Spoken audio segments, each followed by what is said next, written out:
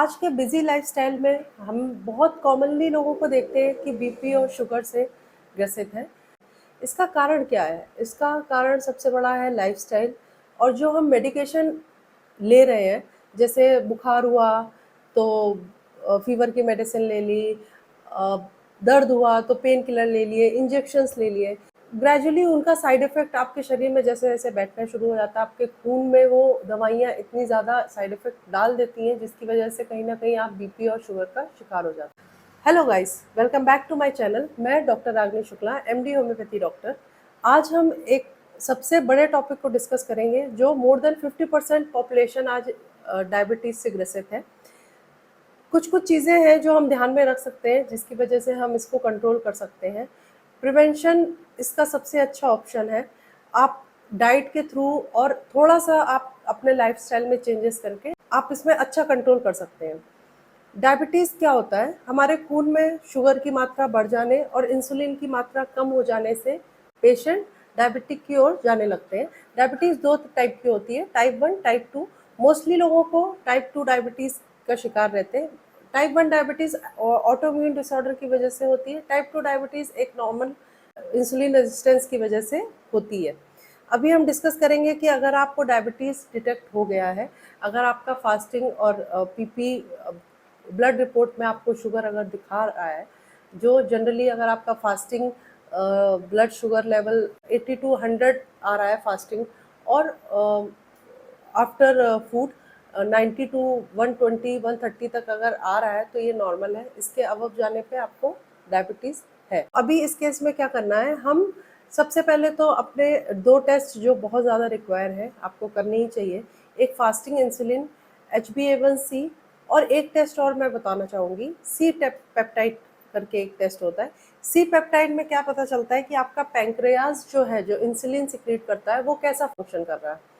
तो ये 3 टेस्ट एक आपके बेसिक हैं। अगर आप इसको निकाल ले रहे हो और आप इसमें ये रिपोर्ट्स आपकी किस लेवल की आ रही हैं, उसके साथ आप अपनी डॉक्टर को कंसल्ट करके आगे का प्लान ऑफ ट्रीटमेंट और आगे का आपका जो भी डाइट प्लान है, वो आप कंसल्ट कर सकते हो।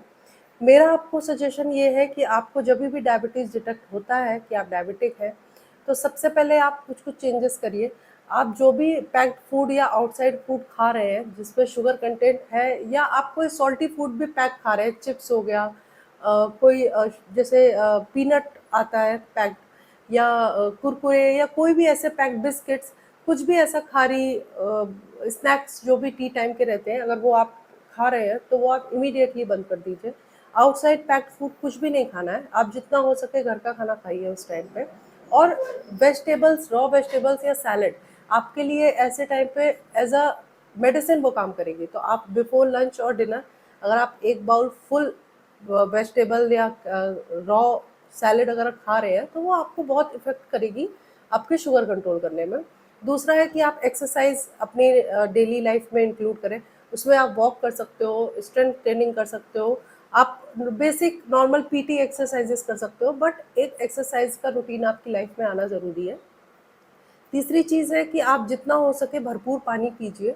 जितना वाटर इनटेक आपका अच्छा रहेगा, उसका इफ़ेक्ट आपके डायबिटीज़ के ऊपर पड़ेगा, ज़रूर पड़ेगा। शुगर इनटेक जितना कम करेंगे उतना बेटर है। मीठी चीज़ों से थोड़ा परहेज़ करिए। अगर आपको मीठी की क्रेविंग हो रही है, तो उस टाइम पे आप खजूर, या आप जैसे डार्क चॉकलेट भी कुछ मिनिमम अमाउंट में ले सकते हैं।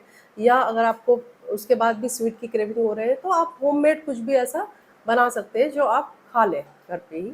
आउटसाइड जलेबी, गुलाब जामुन या ऐसी चीज़ें थोड़ी अवॉइड करनी है।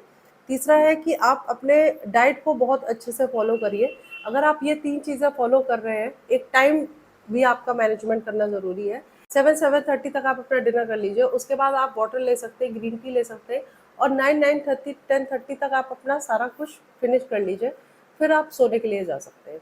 तो ये सारी चीज़ें आप टिप्स पे ध्यान रखिए। अगर आपको इस पे और ज़्यादा डिटेल चाहिए, आपको मेडिसिन का गाइडेंस चाहिए, होम्योपैथी में बहुत अच्छी मेडिसिन है, बहुत अच्छा ट्रीटमेंट है to control your diabetes. Thank you so much. Follow and subscribe to my channel. Thank you. जय हिंद।